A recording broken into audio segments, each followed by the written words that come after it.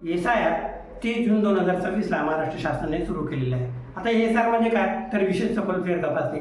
आता या विशेष सखोल फेर तपासणीचा आपल्या मतदार यादीवर काय परिणाम होणार आहे किंवा आपल्यावर काय परिणाम होणार आहे, या संदर्भात आपण काय केलं पाहिजे, आपण BLOला काय मदत केली पाहिजे, या सर्व गोष्टीचा आढावा सविस्तरपणे आपण आजच्या या पॉडकास्टमध्ये घेऊयात.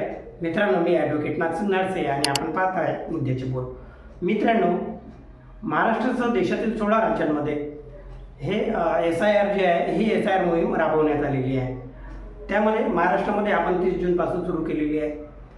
तर SIR मोहीम जी आहे हे निवडणूक आयोगातर्फे एक व्यापक अशी पडताळणी करण्यासाठी केलेली मोहीम आहे. तर याच्यामध्ये काय केलं जाते, तर याच्यामध्ये जे मतदारांच्या याद्या आहेत ह्या अपडेट करण्यासाठी प्रयत्न केला जातो. म्हणजे ज्या काही त्याच्यामध्ये डाटा आहे मतदारांच्या बाबतीतला, जे नावं आहेत किंवा त्याच्यामध्ये काही त्याचे डिटेल्स आहेत, तर ह्या डिटेल्स घेऊन ह्या याद्या अपडेट करण्याचं काम या मोहिमेच्या अंतर्गत होणार आहे.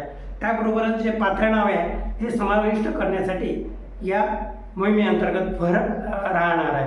त्याबरोबरच जे दुबार नावे आहेत, ज्या नावांची पुनरावृत्ती आहे, तर ती नावे कट करण्याचा प्रयत्न या माध्यमातून होणार आहे. म्हणजे जेणेकरून पुनरावृत्ती त्या नावाची होता कामा नये, केवळ एकच नाव राहता कामा असावा, म्हणून त्या अनुषंगाने देखील काम केलं जाणार आहे.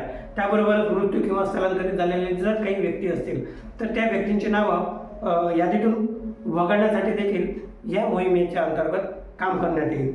मतदार यादीत राहतील याची खाजगी जे आहे, तर पात्र भारतीय नागरिकांची नावे या मतदार यादीमध्ये राहतील याचाच प्रयत्न या मोहिमेअंतर्गत राहणार आहे.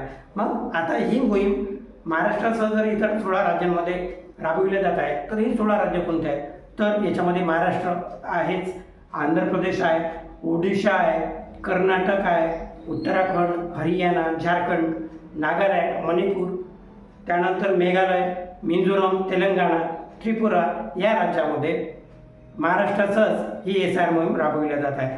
म्हणजे तिथल्या ज्या मतदार याद्या आहेत ह्या अपडेट करण्यात येत आहेत किंवा अद्ययावत करण्यात येत आहे. जो घोळ मतदार याद्यांमध्ये पूर्वी होता तो घोळ दूर करण्याचा प्रयत्न या मोहिमेअंतर्गत केला जात आहे.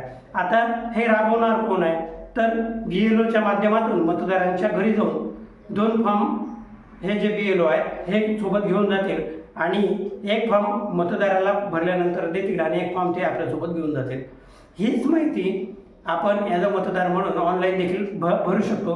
त्यासाठी आपण BLOला अशा प्रकारची मागणी करू शकतो. बंद असलेल्या घरांना किमान 3 वेळा तरी BLOनी भेट देणे बंधनकारक असेल. याचा अर्थ असं नाही की आपण कुठेतरी बाहेरगावी गेलो आणि त्या ड्युरेशनमध्ये त्या काळामध्ये जर एखादा BLO आला असेल तर त्यांना जर आपल्या घराला कुलूप दिसलं किंवा आपण घरी नसलो तर मग आपलं नाव मतदान यादीतून कट होईल का, बाद होईल का, वगळण्यात येईल का, तर हे असंमुळीच होणार नाही. कारण त्या BLOंना सूचना दिलेल्या आहेत की जर एखादं कुटुंब बाहेरगावी असेल तर किमान त्याच्या घरी 3 वेळा आपण जाणे हे बंधनकारक असणार आहे. तोपर्यंत त्यांची नावं वगळता येणार नाही. त्याबरोबरच याच्यामध्ये कुठल्या कागदपत्रांची गरज असणार आहे, तर वयासाठी पुरावा म्हणून याच्यामध्ये जन्माचा दाखला म्हणा किंवा पॅन कार्ड, लायसन्स, 10वी किंवा 12वीचे बोर्ड प्रमाणपत्र हे ग्राह्य धरले जातील. त्याबरोबरच ओळखीचा पुरावा म्हणून आधार कार्ड आहे. त्याबरोबरच आपण आपल्या घरी एखादा रंगीत पासपोर्ट फोटो ठेवणं एक गरजेचं आहे. आणि याच्यामध्ये जर काही त्रुटी आढळल्यास नोटीस देऊन कागदपत्रे फेर तपासणीसाठी देखील आपल्याला वेळ दिला जातो. म्हणजे एकंदरीत असं नाही की आपल्या एखाद्या याच्यामध्ये जर त्रुटी झाली तर आपले नाव वगळण्यातच येईल का, तर असं अजिबात होणार नाही. आपल्याला नोटीस देऊन देखील जी कागदपत्र फेर तपासणीची व्यवस्था आहे ही आपल्याला परतही करता येऊ शकते.